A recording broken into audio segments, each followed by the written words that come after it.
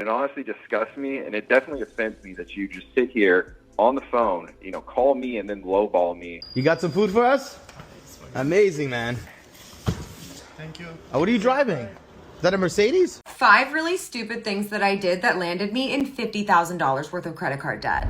What happens when you crash your Ferrari into a concrete parking barrier? Well, you can expect a bit of a loss, plus $50,000 of credit card debt.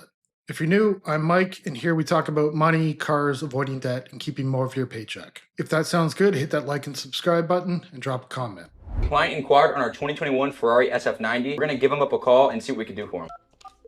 Hey, is this Sergio? Yeah, who's this? Hey, it's Alex with Earth Motorcars. You inquired about my 2021 SF90 we have for sale? Oh, yes. I'm not looking to buy it. Okay. I'm wanting to sell mine. So you're not interested in the red one we have, you're just inquiring to sell yours? That's correct. Same spec as yours. Around the same miles. The only difference is it does have a minor accident on it. I think I'm going to be fair with my offer here. Hit something? Or? Pulling into a parking spot. I was in a rush going into Neiman's. And those concrete barriers?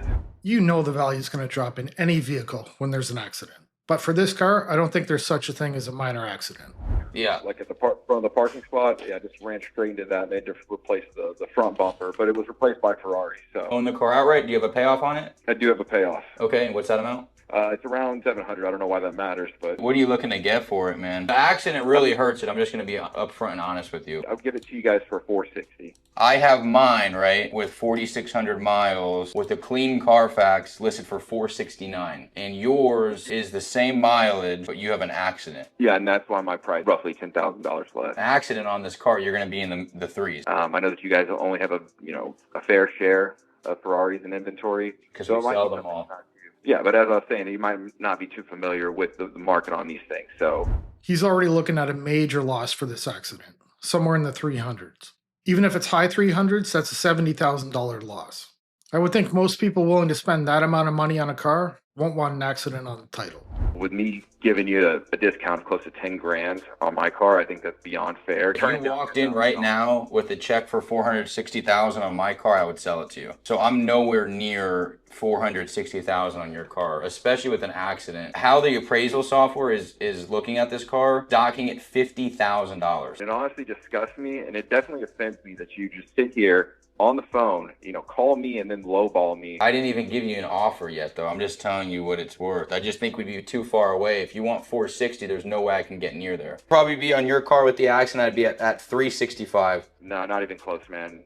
I mean, that's Roma money. Come on. Okay. You have a great day. Just don't call me again. All right, brother. Appreciate your time. $365,000 and he owes $700. That is a $335,000 loss, all for looks. To be upset about this is a little bit crazy. I don't think many of us will ever be in the market for a car like this, but any car in an accident drops in value considerably.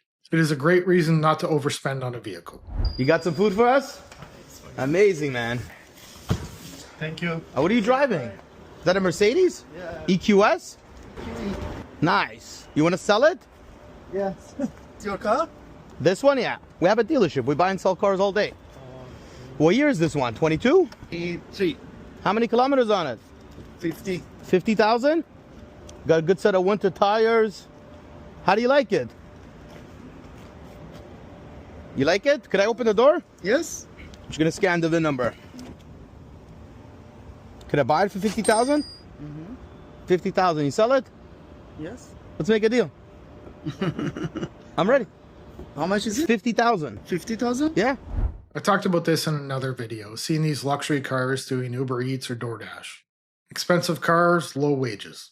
Of course, we don't know his income, but most people don't deliver food for fun. It's because they need the money. I'm seeing this quite a bit now, and it doesn't make any sense. Get a vehicle you can afford and forget about the image. The craziest thing about paying off $30,000 in credit card debt is that for how much money I have put towards my credit cards, I, right now, could still have had everything I've bought that put me into credit card debt in the first place, and it would have cost me less. Once you factor in how much interest I paid for the $30,000 in credit card debt, I literally could have had every sweet treat, every trip to Marshall's, every dinner out with my husband that I shouldn't have put on a credit card. I could still have had all of it, and it would have cost me less. So many people are realizing this after the debt. They've lived beyond their means, their payments have become unaffordable, and they're forced to make a change. Once they set a budget and calculate the interest, it becomes pretty clear.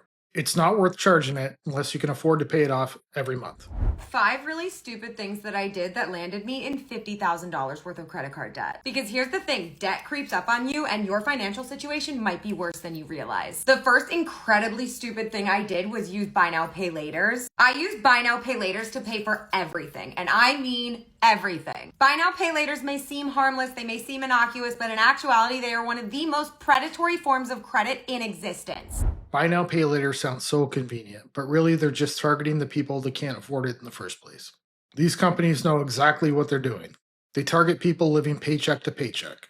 If you can't pay for it cash, you can't afford it. The next stupid thing that I did is I traveled when I was severely in debt. I'm seeing a trend on TikTok that spending money, going on vacations, living beyond your means, and having this absolutely lavish lifestyle is a form of financial manifestation. You guys need to stop reading The Secret because that's the dumbest shit I've ever heard. Having been there, I can tell you the easiest way to ensure that you stay in debt is to accrue more debt. Travel is a means of escapism, and it has a really funny way of taking you out of the reality of the financial situation that you're in. You're also spending in a currency that's not the same as the one in your home country, so you really are completely detached from your spending. Financial manifestation is basically the idea that you can attract money and wealth by focusing your thoughts, beliefs, and intentions on it.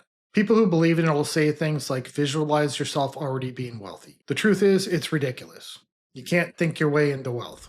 The next thing I did was I did not keep a budget. I think a lot of people think that like, oh, she just landed in debt because she shopped like a dickhead. And while part of that is true, I would say the vast majority of my debt that I was cycling through was caused by just living beyond my means. You cannot stay on top of your spending if you are not tracking it. And the reason that budgeting is so important is because overspending by $30 a day results in $10,000 worth of debt at the end of the year. Do you understand how easy it is to overspend by $30 in New York City? Really easy, especially when your parents aren't bankrolling your life.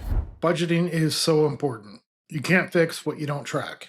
No budget means no plan, and no plan means you stay broke. Most people have no idea where their money's going every month, and that's the problem. A budget isn't about cutting out everything fun. It's about being intentional. Knowing what's coming in and what's going out and making sure you're in control, not the bills. The next really stupid thing that I did was I bought the cheap version of the thing that I actually wanted. Instead of just pausing my spending, setting money aside, and saving up for the thing that I actually wanted, I would buy 5 to 6 inferior versions of that thing, trying to approximate the thing that I actually wanted. What did I wind up with? A closet full of clothes that I spent probably the same amount of money on as the actual item costs. Only because I didn't like those things as much, I just didn't wear them. It was a complete and total waste of money. Do yourself a favor and wait for the things that you actually want, because I'm telling you, it's worth it. As Vivienne Westwood said, buy less, choose well, and make it last.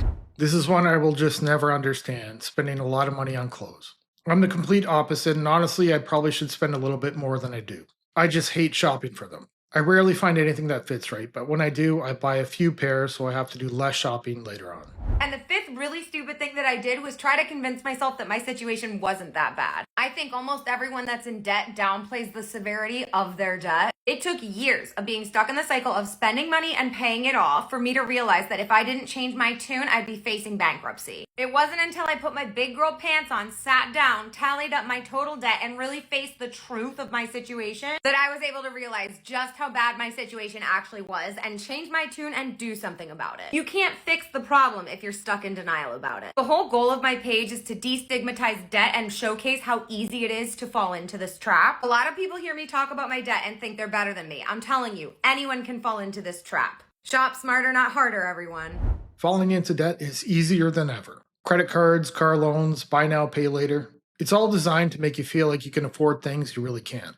By the time reality hits, the interest has already done its damage and you're buried in debt.